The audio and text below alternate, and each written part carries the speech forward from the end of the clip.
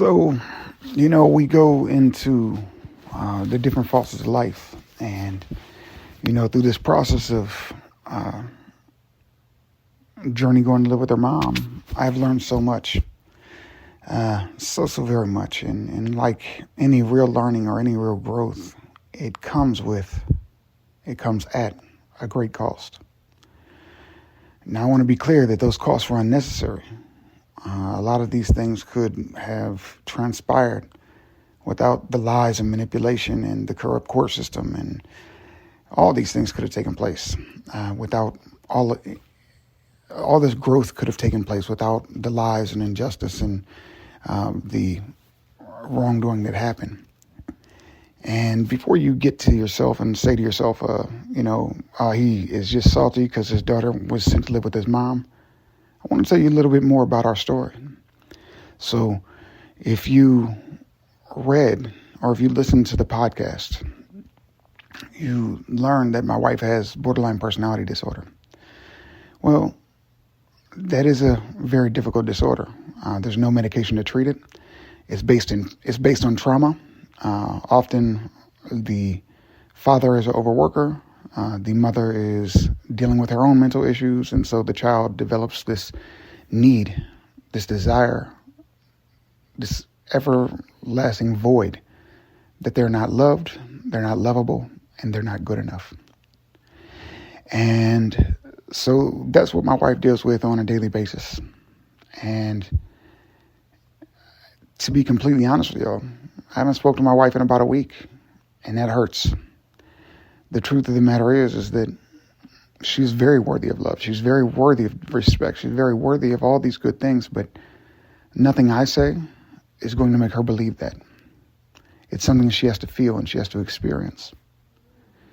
And so, I talked about journey and some of the challenges we faced when she first moved in with me.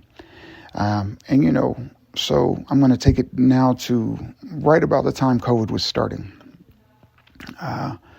There was a message on the radio on TV across all the news outlets or whatever. Hey, COVID has hit. They shut down the schools, blase, blase. We all lived through that time period. And I worked at a jail for kids at that time. And work was draining. I was not happy. I hate working in a jail. I hate even being in a jail, period, to even do trainings or anything. The doors are loud. They're solid steel. The echoing through the halls of people screaming, or even when you're talking, it's still echoing. There are no secrets in jail for a very good reason. So anyway, my point is that that's the job I was working. I didn't know very many people in New Philadelphia at that time. But I had to work and I had to get Journey to a safe place. And, so at first, when I first got custody of her, I was driving her to Akron from New Philadelphia, picking her up, bringing her back. And that was kind of how our life went, right? And I know most of you aren't going to know the time difference is an hour each way. So I would drive an hour to drop her off to my parents. I would drive an hour to pick her up from my parents. I would go to work. I would drive straight after work and go back to Akron to pick her up and then come back to New Philadelphia. So altogether, when I took her to my parents' house, which lasted for about 6-7 months, I believe, I was driving 4 hours a day just to get Journey to a babysitter that I knew she was safe at. And, if you knew more of my story, you would know that my parents' house is where I was molested at as a small boy. Now, the person who molested me had died since, long before this event, all this took place. But I had such a hatred for the physical building that my parents lived in because of the abuse that took place to me there. That at one point in my life, I went to my parents and I told them one day I'm going to buy this house and I'm going to burn it to the fucking ground. And again, that wasn't about hurting anybody. That wasn't about, it was about getting rid of that memory because it hurt me so bad. The molestation hurt me so bad that I just wanted to wipe it off the face of the planet.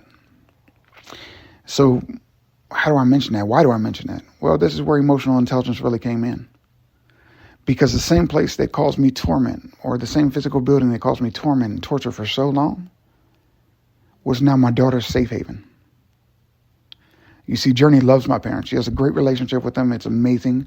And she loves them and they love her, and it is just wonderful. So as I grew and I watched, taking Journey up there, and as I see the love for my parents grow and the love for what that house meant to her, because it was always her safe place, when her mom left her, it was rough. It was a rough time. And with the love and support of, our family, my family, with the love and support of friends from the congregation, with the love and support of my friends in my life, Journey was able to make it through without the trauma that she could have experienced had she not had that support. And so now, as far as I look at my parents outside, I love and respect them. I love and respect that they kept a constant place over our head, a place that my daughter was my daughter's safe zone. And it is a beautiful, beautiful thing. And it's not something that I can easily let go or I dismiss. That house, while it protected my daughter from experiencing more trauma than what she did.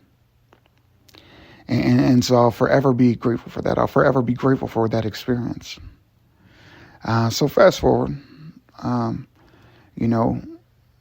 Stacia and her husband dragged me into court every 3 to 6 months. I didn't have a lot of money at the time. I probably earned $17, $18 an hour. Stacia was well off. Her husband works, as I mentioned, for the federal government, 6-digit income. So they could afford to take me to court every couple of minutes, where it was much harder for me to, attain the funds to have a lawyer every time. I mean, it's $2,500 to $4,000 every time I got to step foot in court. And it doesn't matter how baseless the charge is. But I did it. I made it happen every single time. And sometimes it would come at a cost that was much greater than what anybody knew. Journey didn't realize how broke we were. She didn't realize that sometimes, because of the court costs, because of everything that the court, having to be at court all the time, that sometimes I had to make sacrifices of not eating so she could eat. She never knew that. She never knew about those things that I went through. She never knew about the fear that I felt she probably did know about the fear because it was written all over my face. But the fear that came from the trauma of losing her sister. As I mentioned before, one day I was Jaden's dad for 11 years. Matter of fact, my favorite poem that anybody's ever wrote me, it says "My Dad," that Jaden wrote me. You can check out my Instagram page and it's on there. But, it's dated, it's old, but that was one of my favorite poems. And the reality of it is that love that I had for her, one day when I showed up and her mom, I remember asking her, said, you didn't write this, did you? Somebody made you do it. And with tears in her eyes, she shook her head, yes.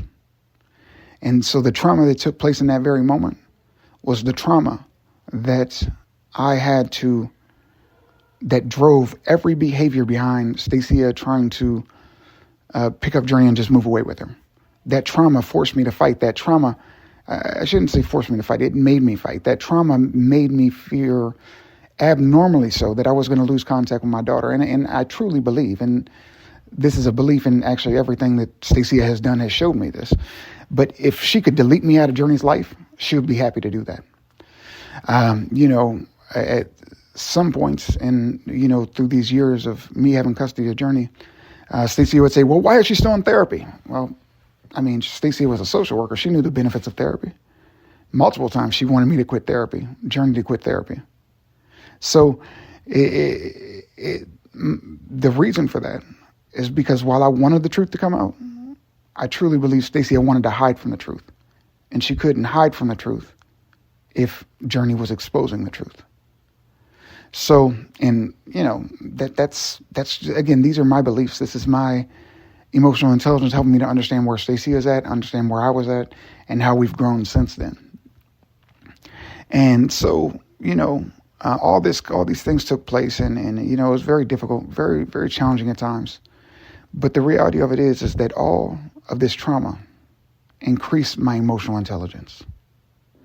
I know that there's certain sights, sounds, triggers, whatever, that impact me in a way that most people would think was crazy.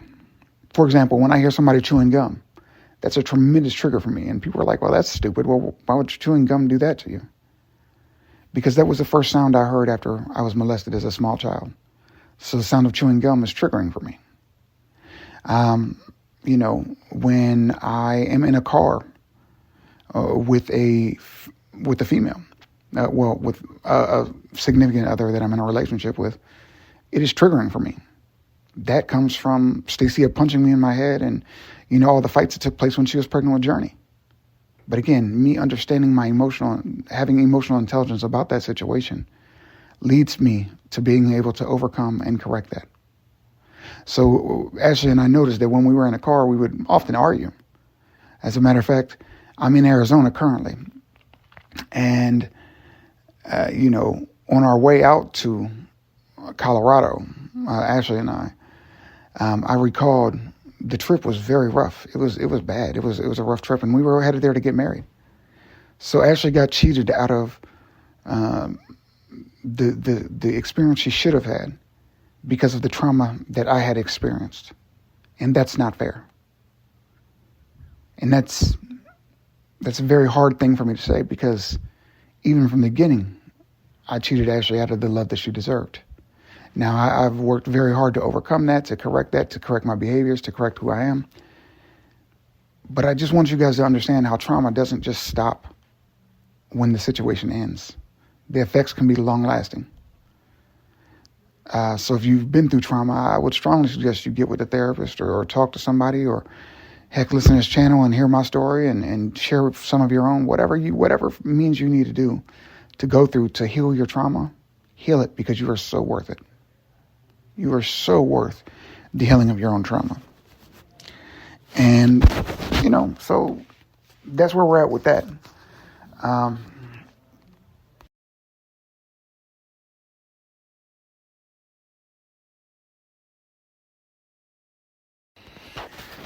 And so, as I talked about the trauma and I talked about all the healing and how emotional intelligence came from it, and all those things, I feel like it's really important to go into the different traumas and how it's impacted me. And yes, this podcast is about emotional intelligence. It's about helping your children to develop emotional intelligence. It's about life. It's about how to navigate the insurmountable. And it's about helping, and it's about talking. But more than anything, it's about authenticity. Because authenticity is the key to healing. It's the key to truly living. It's the key to becoming who you're meant to be. Authenticity is a beautiful, beautiful thing. But if you're not used to being authentic, if you're not used to being real and being who you are, it's scary as it could possibly be. So, with that, I'm going to shift gears a little bit. And I want to kind of explain to you a little bit about my wife and about our situation and journey and how we ended up in this whole situation. So, I had mentioned that, I got married, and my wife had, borderline personality disorder. However, at the start of it, we didn't know what that borderline personality disorder was. And because of that, I really knew there was a mental health problem, but I didn't know what that problem was. And so I talked to Ashley, and I convinced her to go to the hospital to get help, because she had some suicidal ideations, and I was scared for her, and I couldn't understand what was going on. And I had been there before, right? You may not know this, but I had 3 suicide attempts over a decade ago, and I almost lost my life more times than I can count. And the reality of it is that all of them were avoidable. All of them could have been stopped had I had the knowledge and the resources and the ability to get help when the things first started coming. So, she went into the hospital. It was a very traumatic experience for her. It was horrible, to be honest with you. And again, you're never going to hear me claim to be perfect because I'm far from it. But what you will hear is that I love my wife immensely. Even with all the challenges we've been through, I love her more than I can really express with words. And so it was very disturbing, the things that took place. So while my wife was in this hospital, my ex-wife and her ex had been talking for about 8 months prior to that. And again, all this is documented in court documents. It's proven. It's not, this isn't just something I'm throwing out there. And basically, they worked together to destroy our family. And I want you to notice that I didn't say that with a great deal of emotion. I didn't say that with a great deal of hurt or pain. I said it as a factual statement because it is, in fact, a factual statement. Now, I'm not saying it didn't hurt. I went through a lot of hurt. I went through a lot of pain. I went through a lot of loss. And it was all unnecessary. Her ex, actually, she got a restraining order against him. And the judge who granted that temporary restraining order also is the same judge who sent my daughter to live with her mother. And even after testifying on the stand that she had basically worked with him to get information about me to destroy our family, the judge continued to send Journey there. So I just wanted to let that sink in for a little bit. I want you to just really let that sink in. And there was a whole lot of things with the legal process that went wrong. But at the end of the day, what it comes down to is there was a lot of trauma that took place that was unnecessary, that was hurtful, and that was really, really despicable. And my family is still suffering the consequences from these choices even to this day. But again, we'll get to that another point in time. So Stacia and Ashley's ex, Kip, worked together to destroy our family. And they did. In the course of a year and a half, there were 20 plus police reports of Kip coming to our house, threatening us with guns, things of this nature. And behind every call was a conversation between he and Stacia. And mind you, these two people didn't know each other prior to Ashley and I getting married, or prior to Ashley and I dating. They had no connection whatsoever. He found her on Instagram. He sent her a message, and they worked together to formulate this plot to essentially get what they both wanted. For him, he wanted Ashley back. For Stacia, she wanted Journey. And now I go back and forth. I don't know if she truly wanted Journey or if she just wanted to make my life difficult. But either way, it doesn't matter. The things that happened in order for the courts to make the decisions they made were not okay. They were traumatizing. They were traumatizing to me. They were traumatizing to my children. They were traumatizing to my wife. They were traumatizing to Journey. They were traumatizing to every single one of us. And so really, I had to really take a step back, and I had to remove myself from the situation. Not because I didn't love my wife, not because I didn't love my children, not because I didn't want to, not because I wanted to give up on anybody. I had to take a step back so I could clear my mind in order to move forward in a methodical way. You see, often we let our emotions and our feelings drive us. And when we let our emotions and our feelings drive us, we make bad decisions. We make decisions that aren't well thought out. We make decisions that are flawed. And we make decisions that are, if I'm going to be honest, just stupid. And I did that a lot.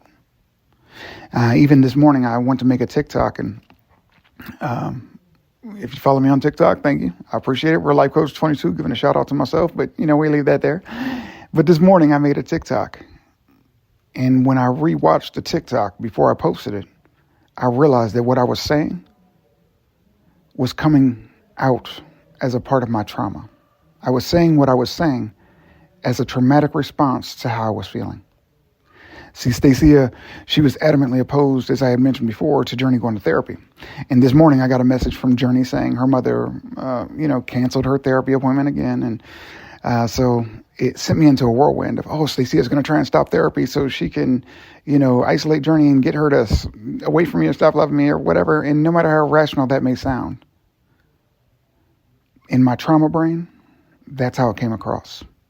So I stepped back, I took a couple deep breaths, and then I moved forward after I cleared my mind and said, you know what, maybe it's just a missed appointment. Maybe it's just a missed appointment. But Stacia has given me plenty of evidence that suggests that it's, that's a possibility. But me being panicked and me worrying and me reacting out of fear is not going to help me or my daughter. So, or my family for that matter. I have to be in a wonderful place. I have to be in a very solid, very good place to give my wife and my children the love, protection, respect, and honor that they deserve. So that's literally what I'm doing right now, is working on my trauma, healing my trauma, so that I can move forward as the man I know that I am, and more importantly, the man that I need to be. So, fast forward past all that. And what we have is, Ashley gets out of the hospital. So I'm backing up to when Ashley was in the hospital. Ashley gets out of the hospital, and we were having an argument that Thursday, I believe. And so I was it was Journey's weekend to be with her mom. So I dropped Journey off. I went to pick her up, and unbeknownst to me, while I was going to pick Journey up, Stacia and Ashley had a conversation. And according to Ashley, in this conversation, Stacia told her, hey, you need to be careful. Matt was acting strange today. Now, Stacia and I have never seen eye to eye, and we haven't spoke in years. Every bit of our communication goes through a court application. And so Stacia never would have spoke to me at all to know any way about the way I was feeling. My belief is that her goal was to incite fear into my wife, who had also experienced significant trauma in her life in that household that had nothing to do with me. So, what happened is, long story short, Ashley gets into a panic mode. And after this call with Stacia, show up to the house, and to be very blunt with you, she quit taking her medication at this point, which, again, in hindsight, she was never supposed to have anyway. She was never bipolar, so giving a person who's not bipolar medication for bipolar is going to make them insane. And then you drop that medication off like that, you are not doing them any favors. It wasn't until a few months later that she was diagnosed borderline personality disorder, which is when she really started getting help and getting better. And I'm so proud of her for that, because even though things are not ideal right this moment, even though they're not exactly where they need to be right this moment, I am certainly proud of her for all the growth that she's experienced. I'm proud of her for all the steps she's taken, all the bravery she showed, all the courage she has done, or had, to make sure that she got better. And while it may not be the way I got better, it may not be at my level of better, it is phenomenally better for her. And I am extremely proud of her for that. I'm extremely proud of my entire family. I did not underestimate the trauma we went through. I did not underestimate the pain we experienced. I did not forget what our family went through.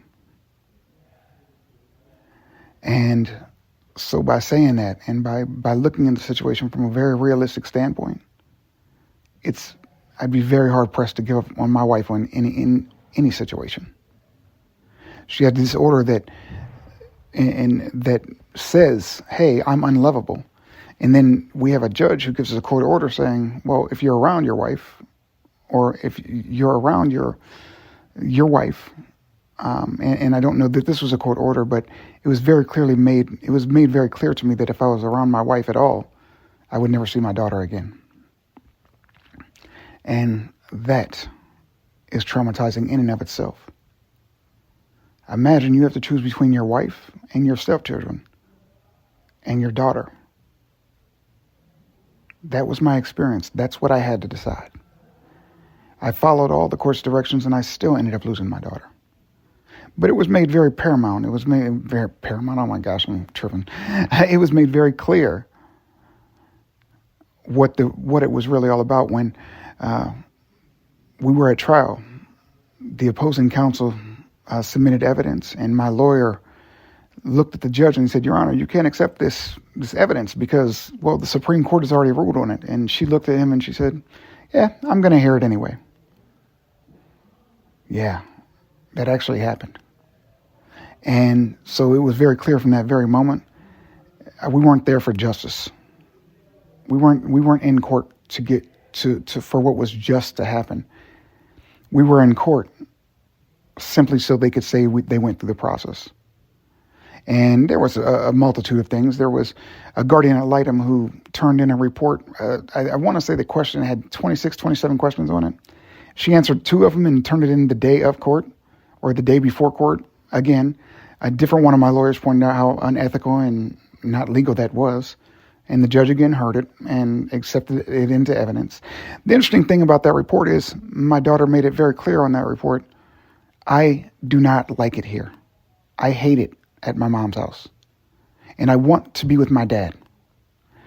And one time Journey told me, she said, "Dad," she said, "I hate school and it's the best part of my life." And that hurt me. It hurt me tremendously. But what hurt me more was the fact that her mother knew that and she continued forcing our daughter to be somewhere she didn't want to be. But again, emotional intelligence comes into the picture that I can understand why her mother did that. And I don't understand why as far as justification goes, but I understand why as far as understanding her experiences and, and how those experiences shaped the narrative at which she views the world through.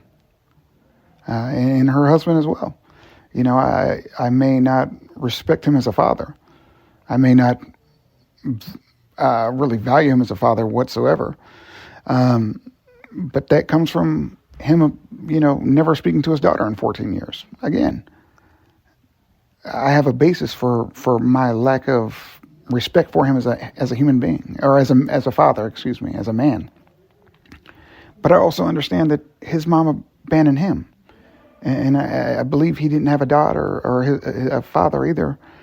And again, this is just things that Stacey has told me over time.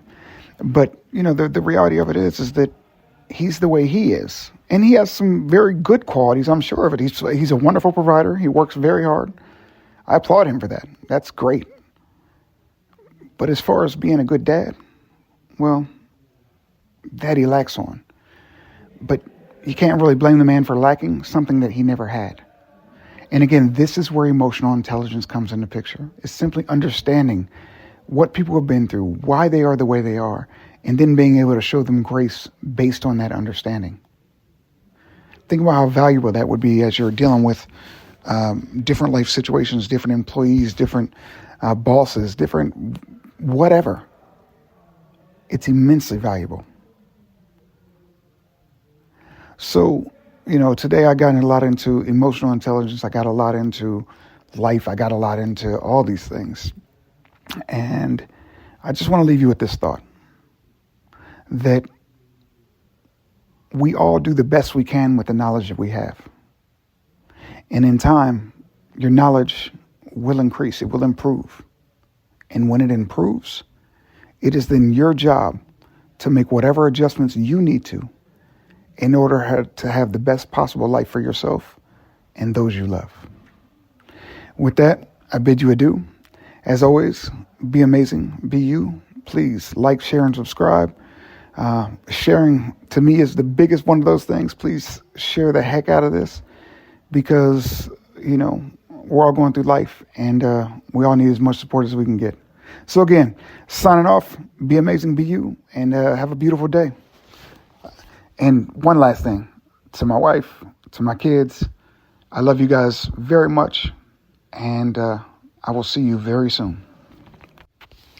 As always, I would ask you to like, share, and subscribe. And definitely join us next week, because next week it's going to get real thick. We're going to start talking about things that can impact us all. We're going to be talking about STDs. We're going to be talking about, the trauma of having an abusive father, and we're going to dive into that stuff from a very unique perspective. So, like I said, definitely take time to join us next week, and really, prepare yourself, because it might get a little deep next week. Have a beautiful day. And there's one last thing I want to say about this subject before we move on, or before I let you go for the evening. Hurt people hurt people. When people are hurt, they tend to gravitate toward hurting others. It doesn't make sense. It's not really logical, but that's the automatic response. But if you've been hurt, and I'm sure you've been hurt, if you're listening to this, I can almost guarantee you've been hurt. I challenge you to turn that hurt into progress. It's actually kind of funny. One last thing I'll share about my journey, my situation with my daughter and my ex-wife about, here. At some point, Stacia tried to really, she tried to take Journey to a doctor that prescribed mushrooms. Now, the courts didn't see it that way. They didn't see it that she was trying to take our child to a place that, gives mushrooms. But the logic is that, well, you took her to a place that was 30 minutes from your house when John Hopkins is also 30 minutes from your house. For me personally, it would seem that if I wanted to get my child genuine help, if I genuinely wanted to help my child, I would take them to the most reputable, most upstanding, most logical place possible. And that just begs yet a whole nother list of questions, which we'll get at next week. So, again, I appreciate you guys. I appreciate you so much. And I appreciate the love you show. I appreciate the support you give. I appreciate you as people, as individuals. And, if you've been through something painful, my heart goes out to you. But keep fighting, keep moving forward, because I promise you, you are in fact worth it. I love you all. Have a blessed and beautiful day. As always, be amazing, be you.